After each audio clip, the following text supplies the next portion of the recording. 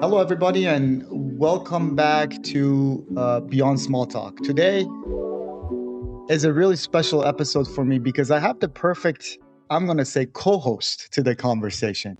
When we started the podcast, we weren't looking for experts with all the answers. We wanted thoughtful people who spend their lives helping others wrestle with the questions that many of us carry around but rarely say out loud, as we have clicheically labeled as going beyond small talk. Today's guest and co host is exactly that person. Matt Wenger is the executive clinical director of Begin Again Institute. And Matt, I have to tell you, I love that name. Begin Again. Something about that name really resonates with me. In Colorado, he's a licensed professional counselor, a certified sex addiction therapist, and a certified clinical partner specialist. As you can imagine, over the past several years, he's worked with thousands of men and couples navigating trauma, addiction, relationships, I would imagine recovery. And his work, based on a little bit of research that I've done, I'm sure Matt will bring a lot of light to that, is deeply rooted in attachment, curiosity. I love that word, and helping people understand not only what they're doing, but why they are doing it. Matt, welcome to Beyond Small Talk. We're really pumped to have you. Don, yeah, I'm happy to be here. I'm excited to chat with you. Super.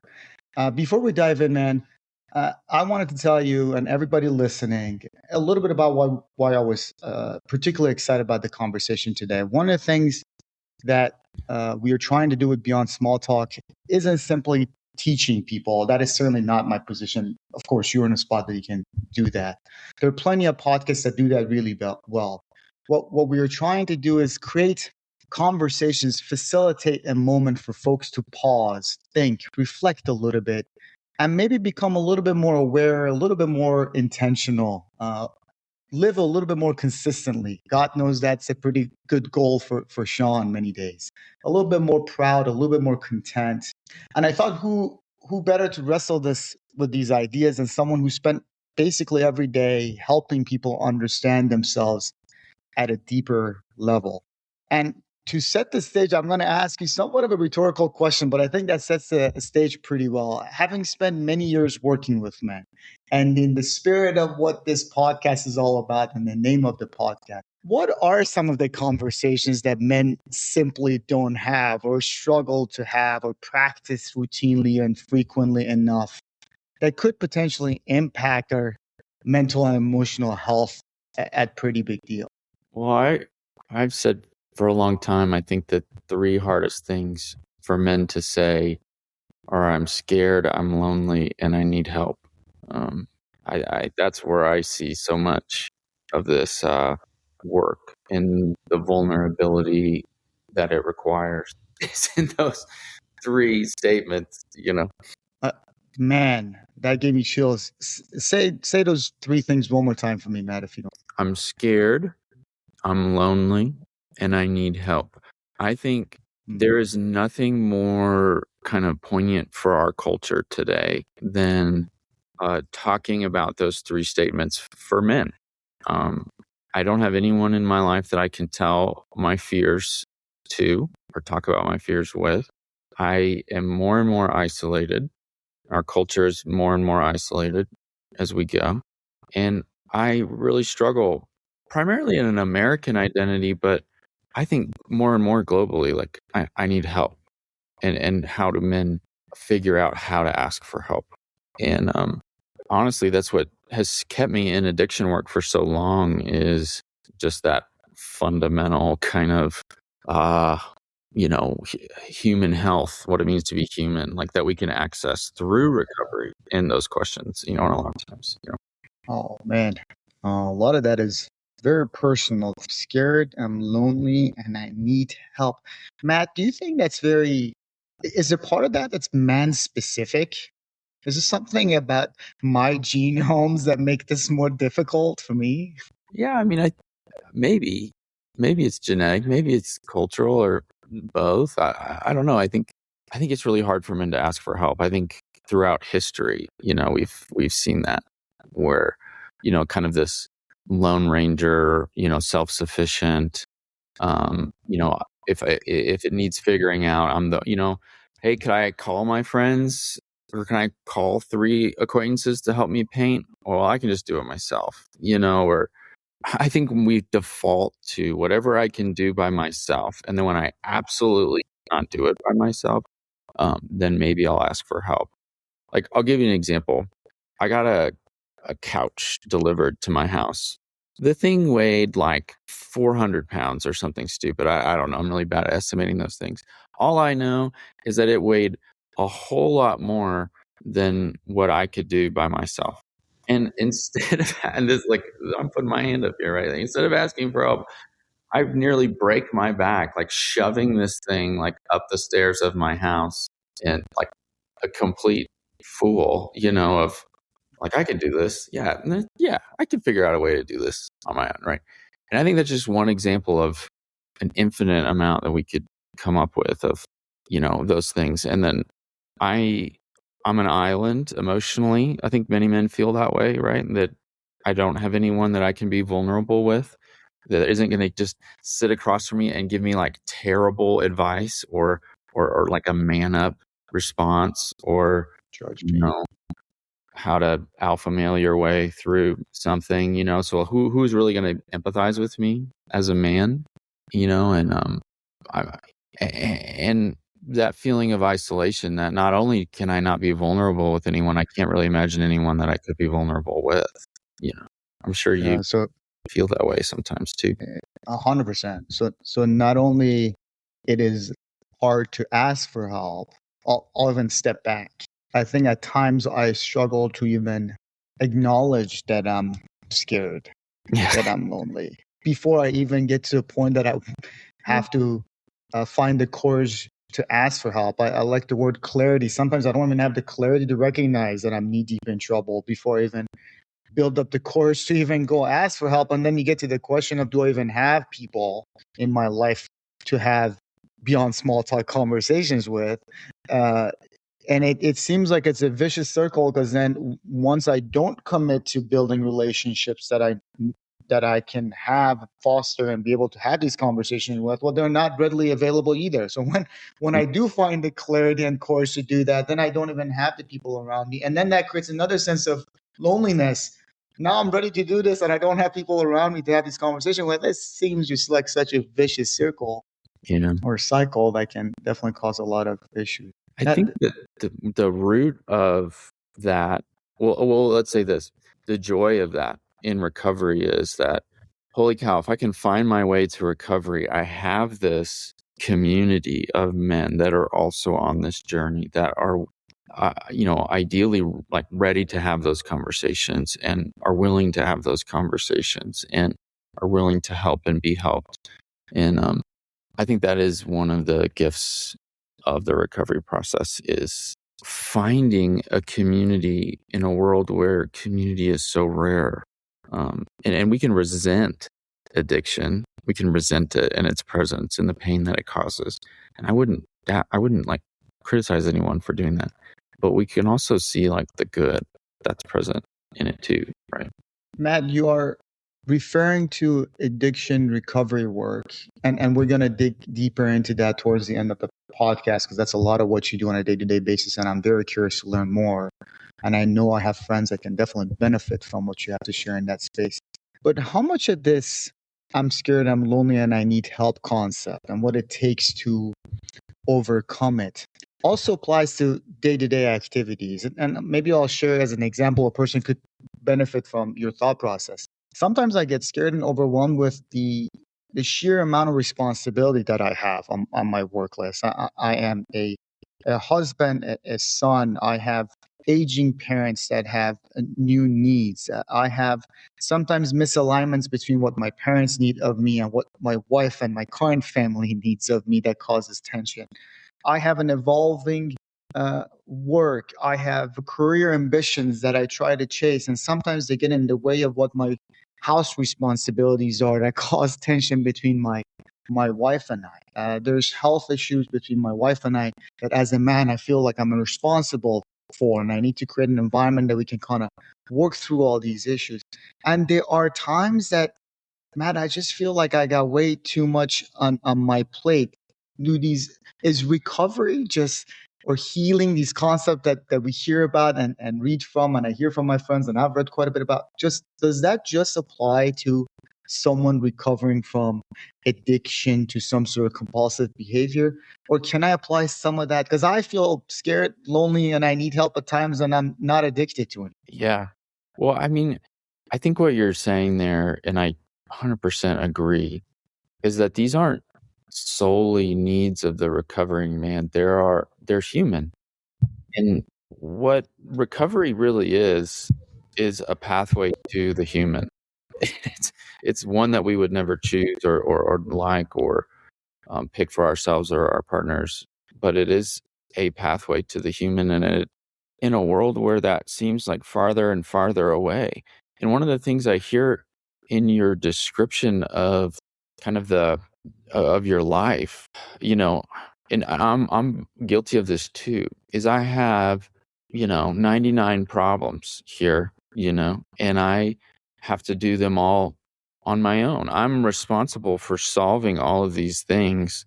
And we have the same probably amount of like responsibilities that any other generation of folks probably had on a certain level. But like more and more, like post internet age here, like we're feeling more and more like all of those problems need to be solved by us in isolation, where maybe in other cultures and or in past times that these were community tasks that, it isn't just my job to care for my aging parents. It's my community's job. It's my neighbor's job. It's my spouse and their family's job. It's my siblings' job. It's, we could go on, but no, these are human struggles that we're all engaging with. And I find that like, we're getting less and less skilled at meeting them because we're more and more isolated, in our day-to-day lives. And I'll tell you, nowhere in my experience is more like this than Colorado, where the individualistic spirit of the West is like alive and well. And hobbies are the number one thing on the priority list because it's always sunny outside. There's always somewhere to hike. There's always bikes to ride. There's always ski, slopes to go down. And everyone is operating in that spirit. And it is so hard to find community here in Colorado. And I've been blessed to have some of it. But I think Colorado in some ways is a microcosm of what our culture has become.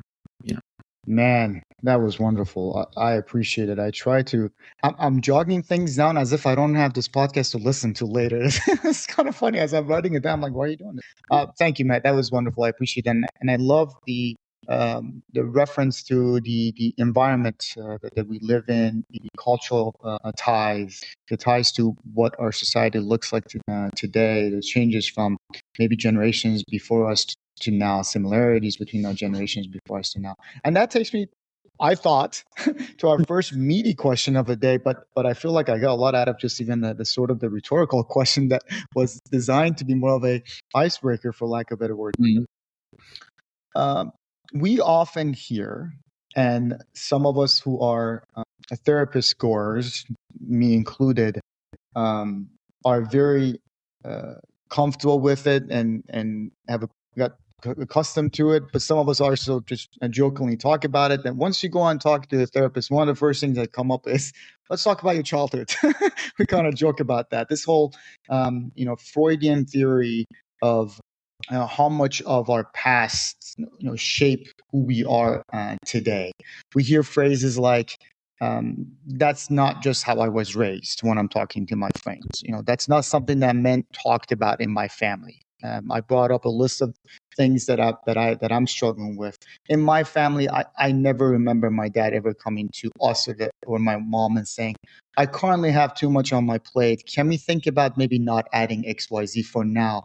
Because of that reason. Either he would reject that XYZ thing that we were asking for in manners that seemed like he was just not being supportive, but maybe there was actually another reason for it, or he would just pile it on top of things that he needed to do. And at this point, I honestly don't know what all the implications, emotional implications that it may have been for him and his life and the relationship with my wife, or what else, how else my relationship could have been with them if we had had these conversations before. So things like I don't know how, those type of phrases come up very often when we go beyond small talk or we encourage others to go beyond small talk in my circle of men. So Freud would argue this whole idea that understanding our story is a key part of understanding ourselves. And I'm very interested to know, based on everything you've seen, some of the work that you do as a CSAT, what's your take on how important this awareness of our past is when it comes to analyzing today's, psyche, basically? Yeah. Well, I'll say two things about that. One is a little less complicated and maybe one is a little bit more. And then, I'd be curious to hear your thoughts. The first one is, just keeping like the context of this conversation, started out with those three phrases. I think those are three phrases that children face. And the way in which those are responded to or not responded to have so much weight and bearing on how we answer those questions as adults. It was I responded to in my fear as a child. The world is a big and scary place. How am I attended to in my fear? Do I have a safe community? Do I have safe caregivers that can help me as I navigate the loneliness of what it means to be a human in the world? Do I have safe, consistent, and reliable help from those caregivers? So, like, so much of the way that we engage with those statements as adults is framed by how they were engaged with as when we were children, right? So, I see that profound link. The other thing is we want to be people with agency and choice, but so much of who we are is outside of our control. Our genetics, who we were born to, when we were born, what the culture of our caregivers was, what their parents were like, our socioeconomic status, you could go on and on. Like there are so many aspects of who we are that are outside of our control and choice. We didn't choose to be born to these people. We didn't choose to be born in the time. We didn't choose the birth order, of our, self. So in a way, if I want to engage my life in a healthy way that includes choice, as you put it, then I'm going to have to develop awareness of these parts of myself that I didn't choose or are outside of my control in some ways. And that awareness of those pieces of my story allows me to see the pathway forward more clearly and make choices that are not based in patterns of my family per se or generational trauma or family systems or whatever it is, but based on what I want and who I want to be. And that is a fundamental part of what we might call differentiation or growing up.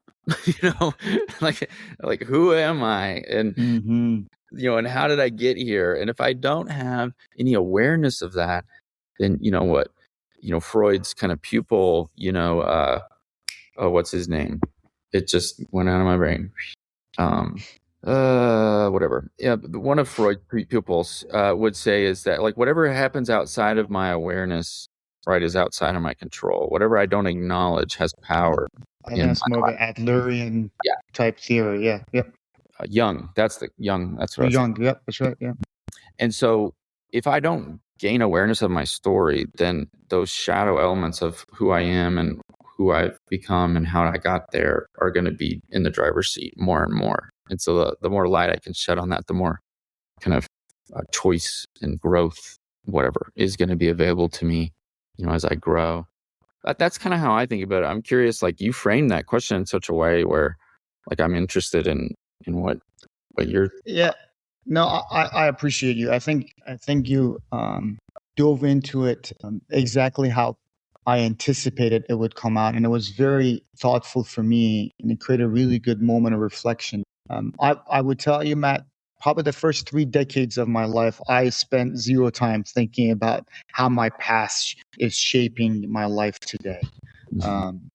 Beyond the stereotypical understanding of I'm not rich because my parents didn't give me a big stage, right?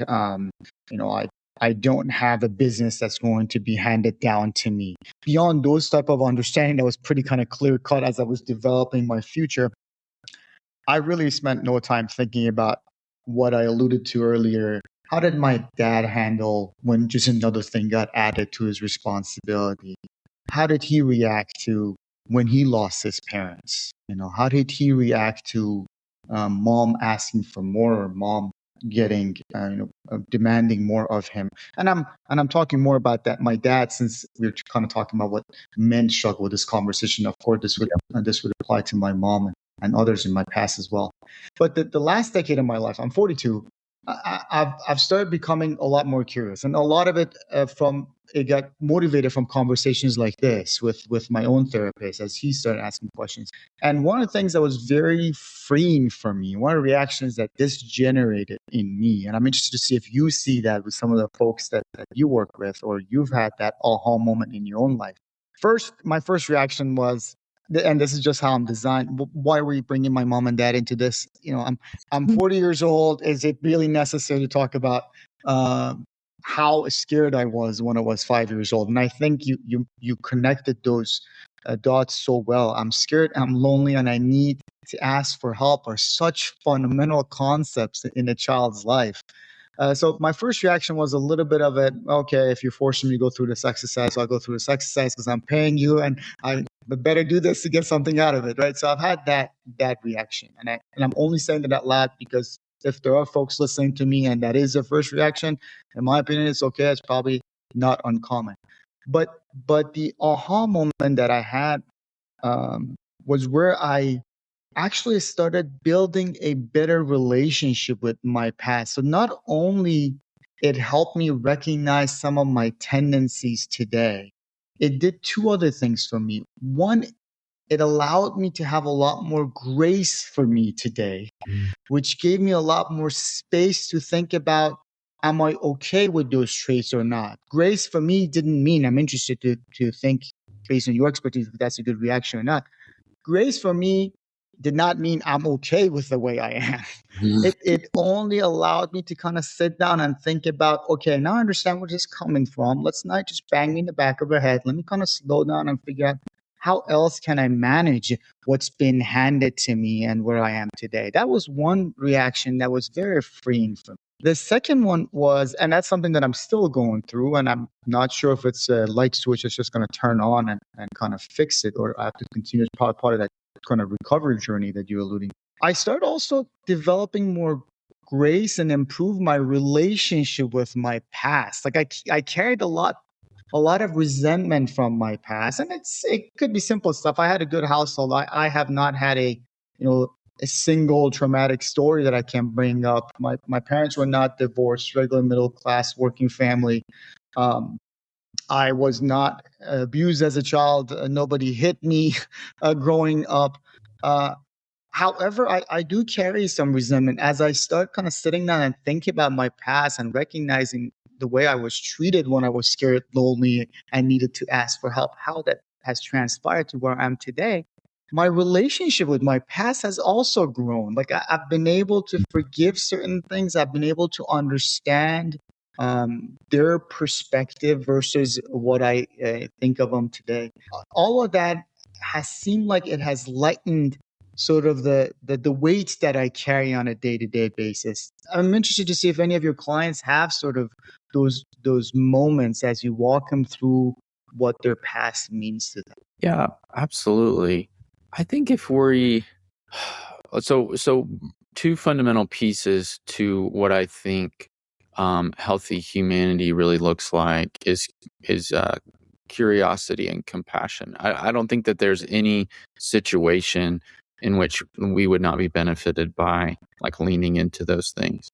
And as we learn to engage with our own story, not as critics or judges or shame detectives or whatever, but with curiosity and compassion, that that relationship that we build with ourself through those tools then kind of boomerangs back into all of our other relationships. If sometimes you know, people say, you know, like, oh, you know, someone who's very critical is, you know, hardest on themselves. You know, they're their own worst critic, and then that criticism comes out on everyone else. Well, think about that in terms of curiosity and compassion. When somebody actually chooses that, okay, I want to get to know my story. I want to get to know younger versions of myself and what was going on within me. And then I want to treat that not with criticism, but with compassion. What were we really wanting out of that? Why did we choose that? Can we forgive and bring grace to parts of ourselves that were foolish or arrogant or selfish or lost or lonely or sad? And they weren't weak and stupid and a crybaby or whatever it is. You know, what's the most generous way that I can engage with that? And if we don't do that, then I am kind of a prisoner of the present and the future. I have no context for what it is that I'm doing right now or why I'm doing it. I have these fears and anxieties about what I want out of my future, but I have no way of, you know, freeing myself from the bonds of, you know, my past ways of thinking, my past ways of behaving, my, you know, learned survival responses. So I'm kind of doomed to keep doing the same thing over and over again. And so, like, you know, that's why our ancient philosophers of our race, you know, their statement was know thyself. You know, what a better way to move into what it means to be a healthy human than to take that as far as it'll go. You know, does that make sense? Oh man, what better way of being a healthy human than being curious and passionate? That hit the spot. Appreciate it very much. Let me play devil's advocate a little bit. Sure. To invite others into this conversation.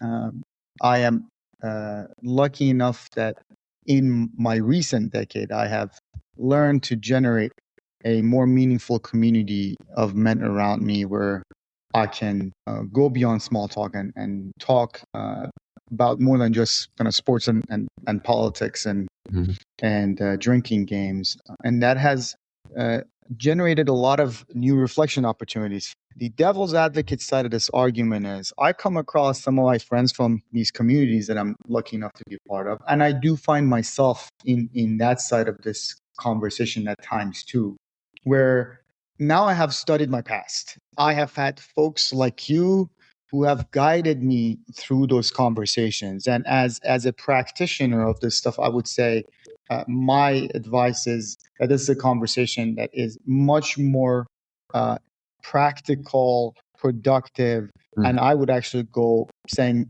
to the extent of saying safer if it is guided by an individual, an expert who can kind of walk you through those questions. So I've gone through those, and I know friends that have become so in tune with their past, Matt. They do such a good job of articulating where they're coming from now, what has happened to them, what is kind of been transferred down from a generation to generation. They articulate the trauma that I've faced. I've received a lot of help and expertise from folks like you to kind of analyze at this moment when this sense of resentment comes, when I have that outburst of anger at my wife or kids or my friend or coworker or boss, at this moment when I feel like I need to just get isolated and go drink or binge watch Netflix, go on a bike ride in the mountains and not talk to anybody that you kind of brought up, whatever that means. But they've got savvy enough, educated enough,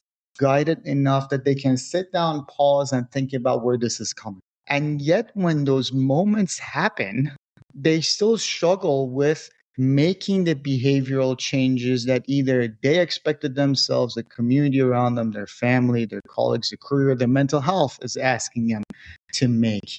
And that's sort of the Adlerian theory going all the way to the other side that says, who cares what your past is?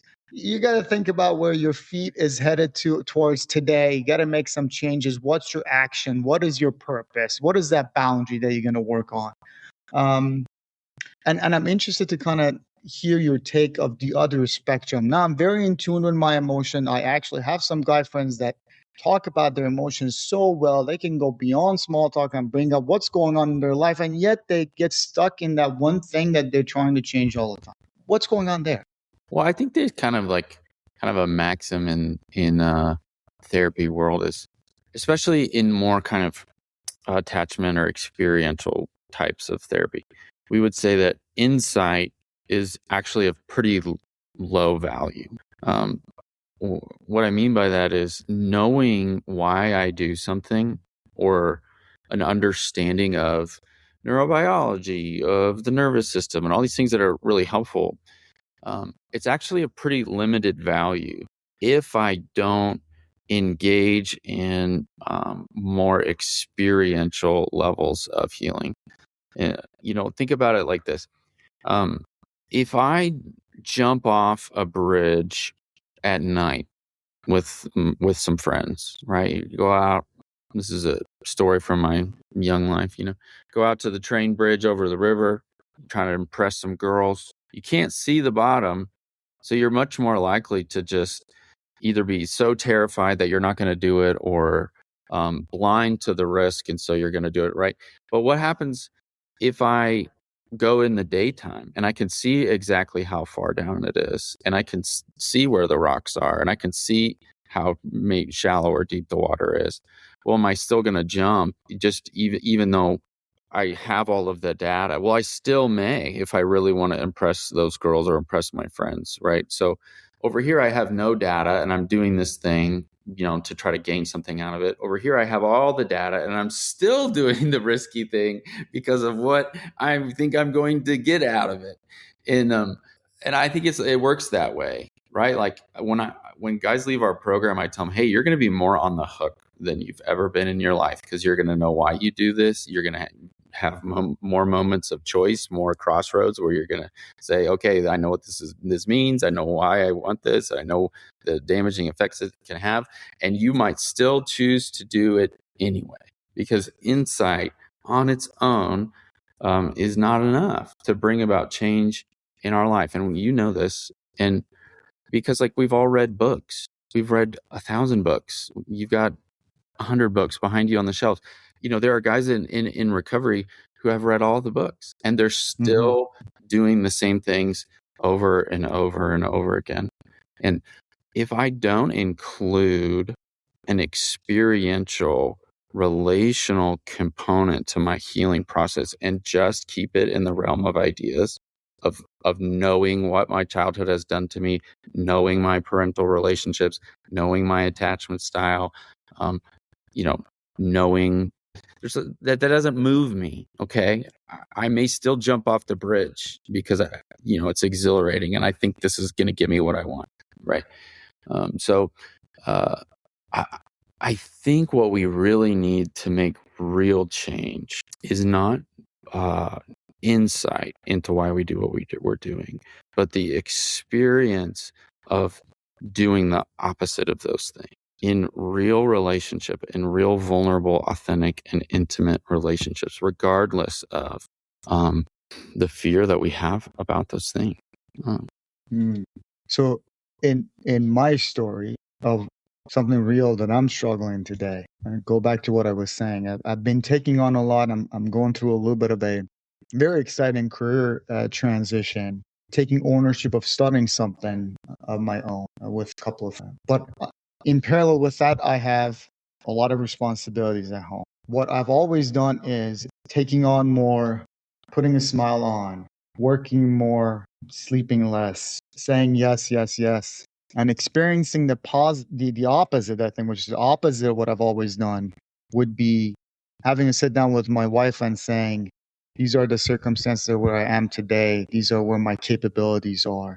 I'm at a point where I'm not able to take on one more thing to be responsible of. Can we work together and prioritize my care for the family and the sense of responsibility that I have for this household still a higher priority than what I'm doing with my career? That is genuinely how I feel. However, the way it comes out in practice, I tend to at times prioritize a louder voice in my head over what's actually a true priority in my life, that what is actually carrying a higher value or weighted average as an engineer, my identity that I'm trying to live in my life, doing the opposite and seeing the aftermath of it, experiencing it, and seeing the joy and the change in my behavior, I think is what you're saying is what would actually help me change that behavior. And next time around, when I come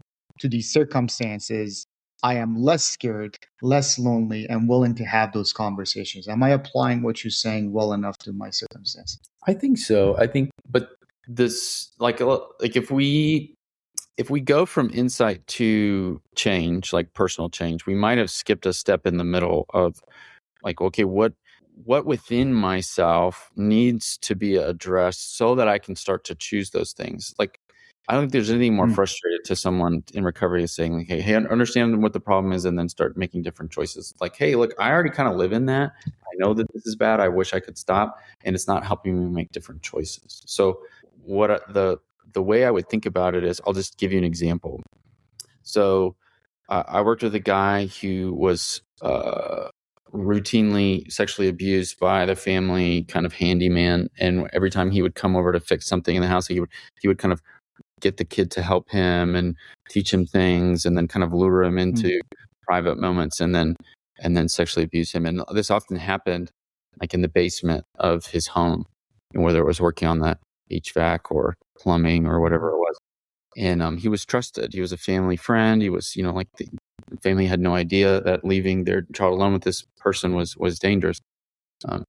So helping him understand, like, hey, that when you are overwhelmed and feel abandoned and isolated by people in your life, you are prone to go down into the basement, so to speak, to lick your own wounds, to engage in sexual behaviors to comfort yourself out of this kind of emotional neglect from your parents. Like they were busy doing other things. They had their back turned to him, and so he was a easy prey for this, this predator.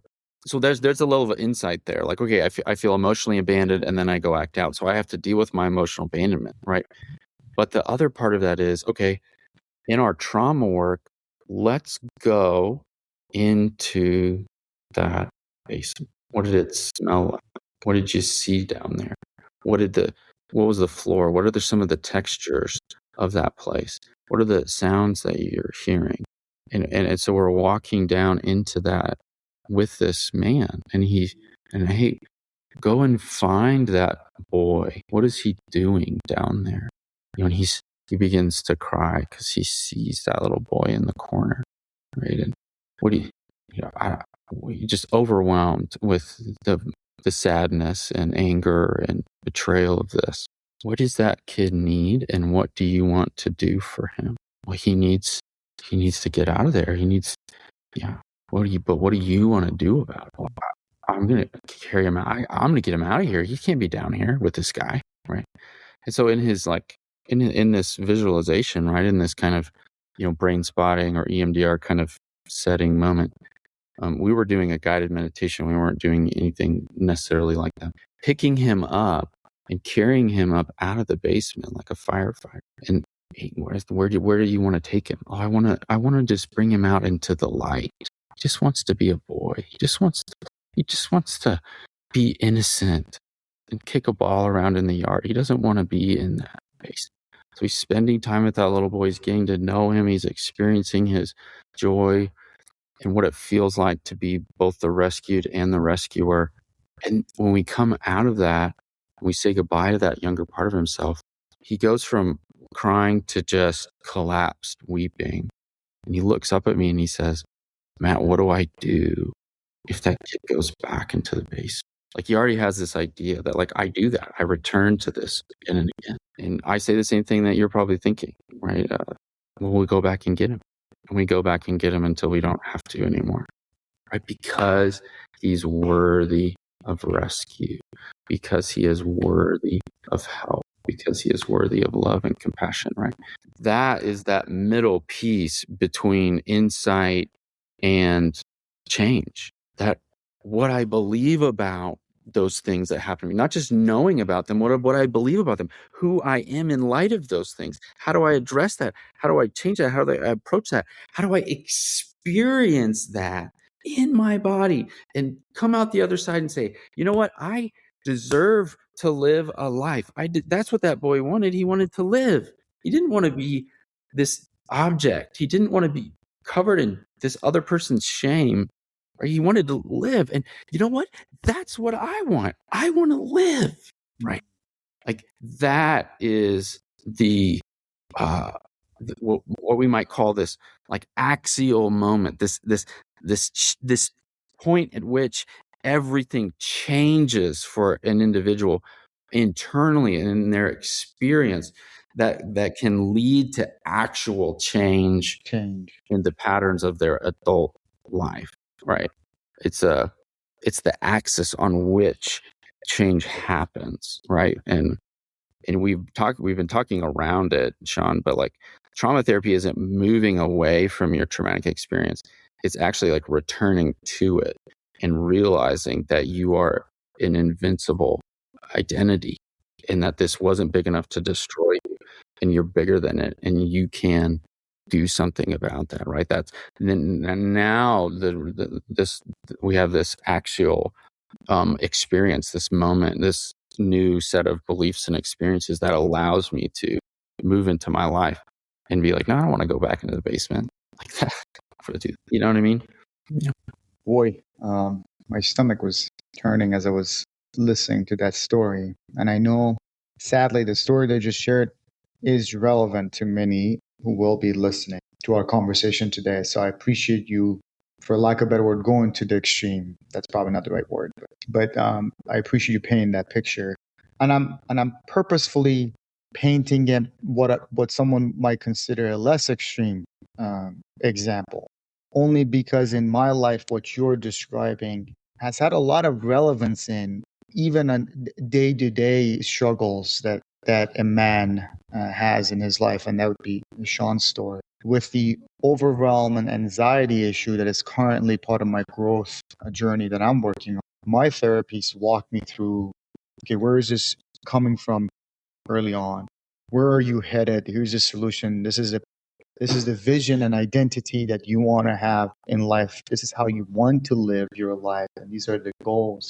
And then somewhere in the middle, he also walked me through this idea of why are you adding on to your playlist so much? We actually got into this idea of, is there a not enough feeling that's driving this? I need to do more. Mhm. Are you proving yourself to somebody or someone that is really driving this not only sense of needing to add to my list, but also the sense of feeling like a failure if you say, I need to pause this thing. And I think, again, a very less dramatic example versus what you're talking about, but with help from going beyond just day-to-day conversations and getting some guided therapy. People have walked me through what my basement of not feeling worthy enough looks like, and how do I need to pull this guy out of that basement. No, you are plenty today, and also you are plenty if you have to say no.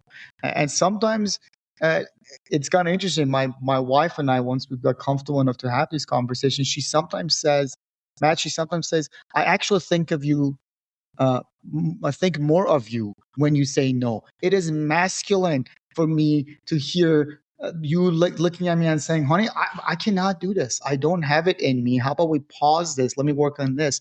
She finds it recently very attractive where I look at work and I say, I'm done. Fridays afternoon, I'm not available. It's just not going to happen. So this idea of recognizing that there's actually, what is the kind of root cause of why I'm feeling? What does my basement look like? What does my basement smells like? Whether it's an actual true basement where I have experienced some incredibly painful and dark moments, or maybe for my life and what I'm struggling with, it's not as dark, but it's still causing a lot of pain for me and not allowing me to live the way I want to live. Yeah, Matt, go ahead. Sorry, please. I think what you're describing so well is like, man, if someone gives me, I recently read this somewhere. If someone gives you an answer to a question that you didn't ask, you're not going to find it very helpful. Like, hey, Sean, the thing that you got to do here is just realize that you're enough, and you're doing enough, and you're doing great, and you don't actually have to prove anything to anyone. Well, that for most people, that's gonna like that have that story within them, that have this identity around those doubts and fears. It's really just gonna ping right off. And you're like, okay, cool, thank you. I didn't really think that was the issue at all, and I don't really know how to integrate that. So I didn't really ask the question, am I enough? And so you giving me the answer isn't really helpful. It's an answer to a question I'm not asking. But what good therapy does is it moves into our experience and identity to help us find the question that we've been asking with our whole life. Like, am I good enough? Am I not an idiot? My father found all these different ways to call me stupid. Have I been living my whole life trying to prove to my dad that I'm not stupid? Like whatever it is, whatever the, archetypal question is that I've been trying to answer, or the question that I've been asking with my life the whole time. And until somebody takes me into the basement, as you call it, or as I kind of set us up for, until somebody takes me into the depth of the question that my life is asking, then the answer is not going to feel refreshing or life-changing or what have you. I'll give you a different example, a much less like lower stakes example. When I was a kid, I really wanted to connect with my dad, and he liked to read, and he would read in his chair, and it was kind of like, hey, don't bother dad when he's reading, right? So that was just the unspoken rule, because like dad has his chair, dad has his books, like you just, when he's in his chair and he's reading, you don't talk to him. But I broke that rule because I wanted to connect with him, and so I found my own book and I was reading it, and I was young enough to where I didn't understand what I was reading, and so I go to him and say, Dad, help me understand this, thinking that, hey, if I'm reading and he's reading, then that's a connection. And then since I'm interested in the things that he's interested in, then he'll be interested in me, right? And I think so many of us have this story as men of trying to engage in the hobbies of our fathers in order to get what we felt like we needed emotionally from them. But I did that 3 times over that one day, where I would go to him with questions and he would give me like really dismissive kind of treatment about it. And the 3rd time, he actually came up to me, or came up with me to my room and sat me down on the bed and said, Matt, if you are going to be like a reader, if you're going to explore the world through books and through, religion or philosophy or whatever it was, that's kind of a journey that you go on by yourself. And he said a lot of other things after that. He said, it's kind of a one-on-one kind of thing, you and the stuff that you're reading. And he said a lot of other things. And, I've talked to him about this as an adult, and we have different memories of it, because after he said that part, he turned into like the Charlie Brown teacher, like, because I wasn't hearing anymore, because I had heard enough of what I thought the message was. And here I am on the edge of my bed, sinking into myself, like falling into a hole of isolation and loneliness and a lack of help. And I'm on my own. I'm utterly on my own. I've tried everything that I know how to do as a young person, and I'm not going to get anything from this man. That is not sexual abuse. That is like disappointment in parenting, right? But the effect it had was significant. And so like, we don't have to have these huge, awful, dark events that have to be re-experienced and excavated. Sometimes it's in those emblematic moments where I'm on my own. I'm scared, I'm lonely, and I need help, and I'm the only one who can do anything about it. And so for me, and my healing journey was, hey, going to the edge of the bed with that little kid and being like, hey man, you're like, that's great. You're smart. You're curious. You're special. You're a good kid, man. I'm so proud of you. And like your thoughts and feelings are worthy of curiosity and attention, right? And so it's not just like the big dark moments that we explore, it's those emblematic moments that have told us who we are and what the world is like that are become undone when we approach them in that way. You know. Dude, that was so well done. I appreciate it. Thank you for walking us through both sides of that spectrum. I think that's very relevant to a lot of people. Wonderful done. So well articulated. I'm taking a lot of your time. I have one more question that's intended to kind of get some wisdom out and also create a moment for folks to reflect on. Mm-hmm. I know my past. I've done some guided therapy. I have designed an identity that I'm trying to go towards. Why is it that a trigger happens, and for Sean, it's typically stress, and I suddenly return to what I've been calling, I call it factory settings. I go back to default mode. Why does that happen? How does that happen? Me and a lot of my friends at times find ourselves in these moments, and Matt, at times, I think you kind of alluded to it too. Now that I've done all this sort of self-awareness, understanding, and I'm working, I'm studying. Honestly, I've made a little bit of hobby out of this idea of understanding the human psyche and what does it mean for Sean to be a human. And I love the couple of things that you added today of curiosity and compassion. When those moments happen, and I go reset factory or factory reset, it's even more painful, Matt. Like back in the day where I didn't know shit, it was kind of easy. Like, oh crap. But now with all the work that I've done, factory reset actually brings a lot more disappointment, a lot more pain with it at times. So I'm interested in your kind of your thought process around why does it happen? How should I get up from those moments as part of sort of this healing and recovery journey that you've been? Well, first thing I would say is that like healing and recovery are not like a straight line. It's squiggly and it kind of turns back in on itself, and there's highs and lows to it. What we want to create is like a trend line, you know, like, hey, are we moving in this direction? But like there's going to be like stuff along the way, and we experience it and we learn through it. And you know, I'll just say briefly, it's one of the most important parts about moving into honesty and transparency is that, like, as I experience that, like, if I'm informing the people that care about me in my life, like, I have a much better chance of finding healing than, oh, I've experienced some like 6 months of sobriety and I don't want to undo that in this person's mind. So I'm going to hide it from them and then go right back into hiding and lying and shame and all that over again.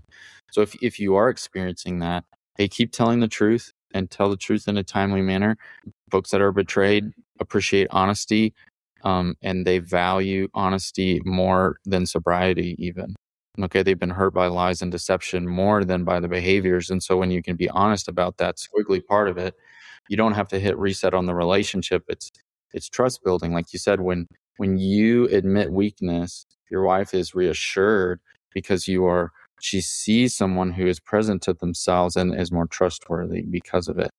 It's the same thing. So when I go back to the factory settings, but I'm honest with people in my life, my guys, my recovery, fellows, my partner, then I'm not going back to square one. I am actually kind of still going in that direction of healing. The other thing is factory settings are a part of our kind of nervous system and the way in which our brain has developed. So our brain is a part of our nervous system. Our nervous system is a part of our brain. Okay, it's all one kind of system, right? So I can hold memories in my arm about that time where I broke my arm. I hold memories in, my chest about, an car accident or something like that. Like our body retains memories and experiences. And to put it briefly, how the context in which we were raised and in the context in which that nervous system was cultivated and came into development is a much deeper thing. It's outside of even my own awareness. Okay, it's physiological, right? So when I get triggered and my body goes into a fight or flight or freeze response, that is automatic. It's our autonomic nervous system. It's outside of my awareness. It's in the same realm of breathing and blinking. Okay, it's not something that I think about all of the time. My body just does it. And so if I'm not, if I haven't done enough work to be able to slow down and kind of see that system, like that nervous system kind of playing itself out, and if I haven't learned, regulation tools to address my nervous system directly, then I'm going to be really tempted, and there's going to be a lot of pressure to pursue the addictive behaviors to try to relieve that distress in my nervous system. So all that really means for us is that, hey, I need to develop like a slower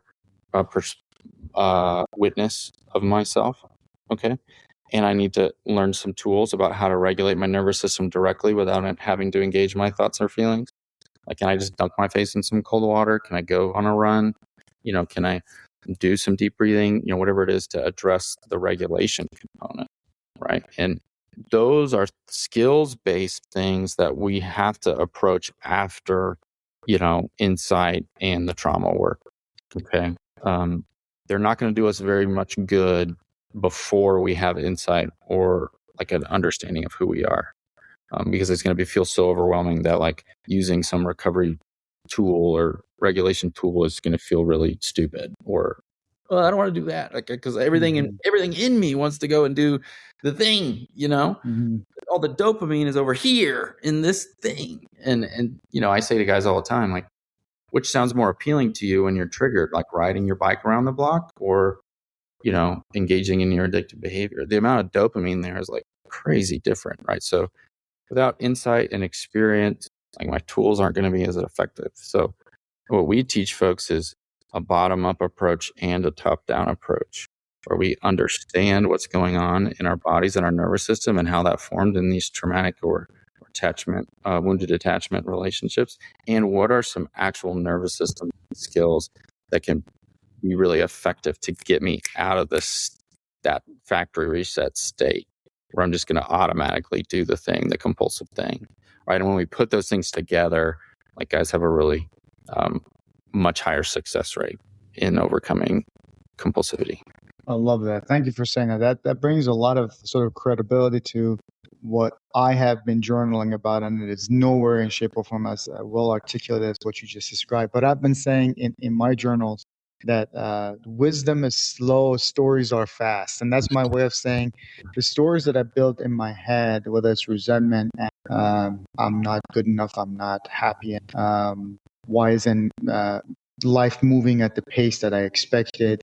I was supposed to have XYZ by now, but I don't. Why is this person treating? These stories that sometimes live in my head in that trigger moment, in that stressful moment of receiving a bad phone call from a client or a boss, argument over why did you forget XYZ on the grocery list with my wife, all these other things that many men are very familiar with. In that moment, those stories are so fast. They build up in my head so quickly. Whereas the wisdom of let's slow down and let's breathe. And is this your past telling you how you're supposed to behave? Or is this too much an expectation of the solution without actually sitting down in the middle and resolving what is going on right now?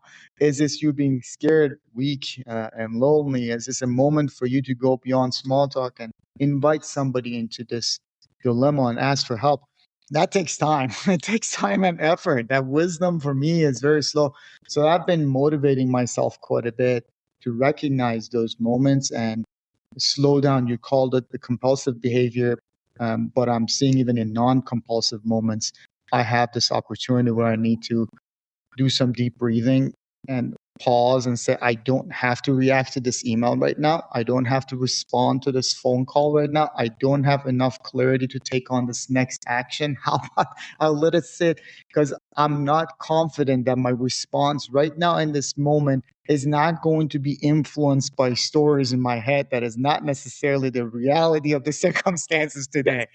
Yes. So my stories tend to build up very fast, and the wisdom that I require to manage circumstances and at any moment seems to be a lot slower. And I love what you just said, regulating that moment and making sure I'm in the right physical and mental state to respond to what's at stake seems to be a very big and good opportunity for me to continue to focus on. So thank you for bringing some focus to that. Matt, I've been taking a lot of your time, my friend, and I can't talk to you forever. I'm gaining so much from this that selfishly I like to do this for me. I'm getting free, superb therapy from my conversation with Matt. But I want to give you a floor. Is there anything else you kind of want to share with us today based on the conversation that we've had? And then I will just end the conversation with a question that I ask all our guests, and I'm going to ask you that question last. But anything else you wanted to share with us? I say, like, if we want to think about it simply, moving into emotional and health, okay, psychological health, addiction recovery, whatever you want to call it, you might call it just like being a healthy human, is how regularly and how skillfully can I move into an observational stance of myself. I think a lack of maturity and reactivity and addictive behavior is when, like, I am reactive. I am so close to my own experience that I can't see what it is that I'm doing or why I'm doing it, and I'm just like reacting to the stimuli of that moment.